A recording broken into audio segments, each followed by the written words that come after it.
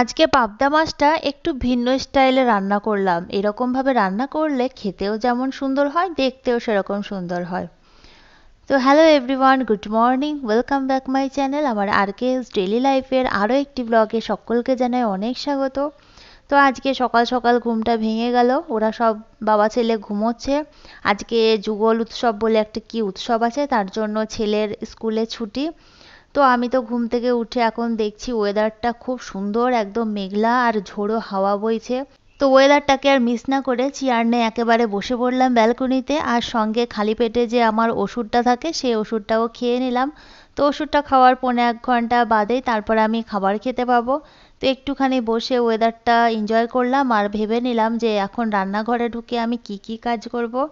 তো সোজা চলে এলাম রান্নাঘরে। তো এসে দেখছি যে মুড়ির প্যাকেটটা কাটা হয়নি, ডিমগুলোকেও এমনকি কৌটোর মধ্যে রাখা হয়নি। তো সব কিছু এখন রেখে দেব, ফ্রিজের মধ্যে ডিমগুলোকে তুলে রাখবো। এই যা ভাপানো গরম, নাহলে ডিমগুলো একেবারে নষ্ট হয়ে যাবে। আর মুড়ি তো আমাদের বাঙালিদের ঘরে সবসময় স্টোর থাকবে, কিছু না পেলে এই যে মুড়ি খেয়ে নাও, জল মুড়ি খাও চিনি দিয়ে, বা লবণ মুড়ি খাও, মানে মুড়ি আর মুড়ি, চানাচুর মুড়ি খাও, ছোলা মুড়ি খাও, ঘুগনি মুড়ি খাও, ঝালমুড়ি খাও, তারপরে তো মিষ্টির সঙ্গে মুড়ি, জিলাপির সঙ্গে মুড়ি, মুড়ি মুড়ি।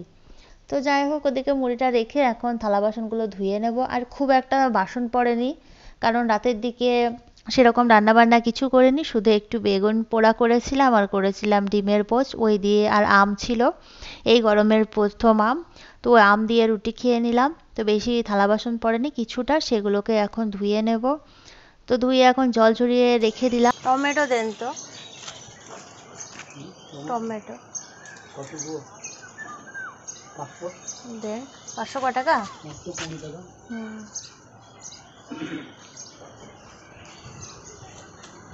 বাড়ির সামনে ছিল একটা ছোট্ট মুদিখানার দোকান, তো সেখান থেকে কিছু টমেটো কিনে নিয়ে এলাম, কারণ আজকে মাছ রান্না করব।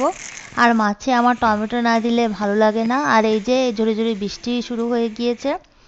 তো এখন বাড়ি এসে বৃষ্টির ওয়েদার, বাইরেটা বুঝতেই পারছো কেমন মেঘ করে এসেছে। তো অসম্ভব ভালো লাগছিল ওয়েদারটা। আর এই ওয়েদার দেখতে দেখতে আমি এখানে গরম গরম 1 কাপ চা খেয়ে নিলাম, আর সঙ্গে মুড়ি, ওই যে বললাম বাঙালিদের একটাই খাবার মুড়ি। এই ওয়েদারে আমার আর কিছু রান্না বান্না করতে ইচ্ছে করলো না সকালবেলায়, তার জন্য চা মুড়ি খেয়ে নিলাম। তো এবার রান্নাঘরে চলে এলাম। এদিকে তো দুখানা পদ রান্না করে নিয়েছি, আর পাবদা মাছটা এরপরে রান্না করে নেব। আর আজকে না ভিন্ন স্টাইলে পাবদা মাছটা রান্না করছি, এভাবে রান্না করলে খেতেও খুব সুন্দর হয়, দেখতেও খুব সুন্দর হয়।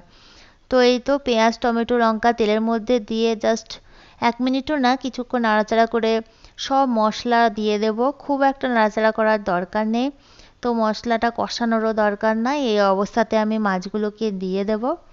দিয়ে এখন 1 মিনিট মতো নাড়িয়ে চাড়িয়ে নেব। এই মতো অবস্থায় মাছগুলো কিন্তু খুব নরম, মানে পাবদা মাছ খুব নরম হয়, তো তার জন্য একটু হালকা হাতেই নাড়া দেব।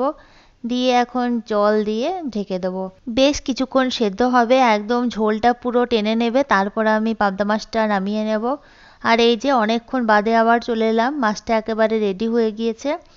আর এই তো খুব সুন্দর ঝোলটা একদম টেনে নিয়েছে, এরকম গা মাখা পাবদা মাছ খেতে বেশি ভালো লাগে। আর দেখো দেখতেও কত সুন্দর মনে হচ্ছে।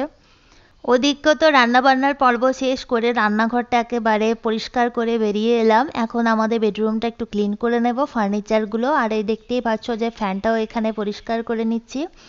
বাইরে যে প্রচণ্ড রোদের তাপ, আর তার সঙ্গে একটুখানি ঝোড়ো হাওয়া দিচ্ছে, আর বৃষ্টির তো নামগন্ধ নেই।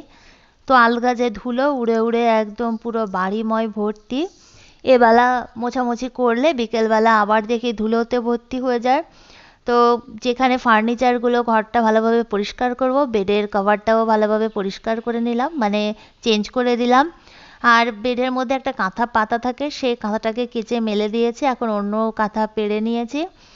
তো এই তো এখন সব ফার্নিচারগুলোকে ক্লিন করে নেব।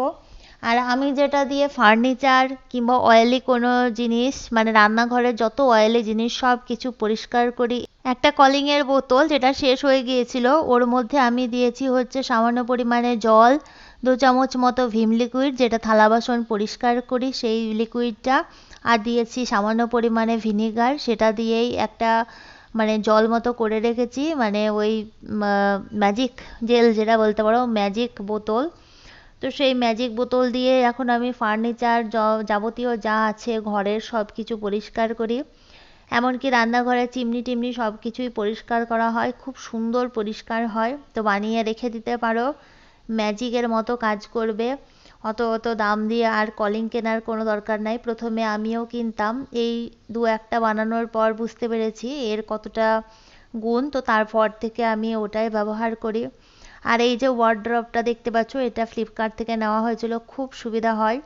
আমার ছেলের জামা কাপড় এতে রাখা হয়, মানে ওই যে ছোট ছোট মোজা, তারপরে ছোট ছোট গেঞ্জি, ছোট ছোট প্যান্ট, ওইগুলো সব কিছু রাখা হয়।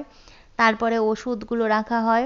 আর এর নিচে না ছোট ছোট চারটে চাকা দেওয়া আছে, তার ফলে এটাকে সরিয়ে খুব সহজেই ভেতরটাকে ক্লিন করা হয়, নিচটাকে পরিষ্কার করা হয়।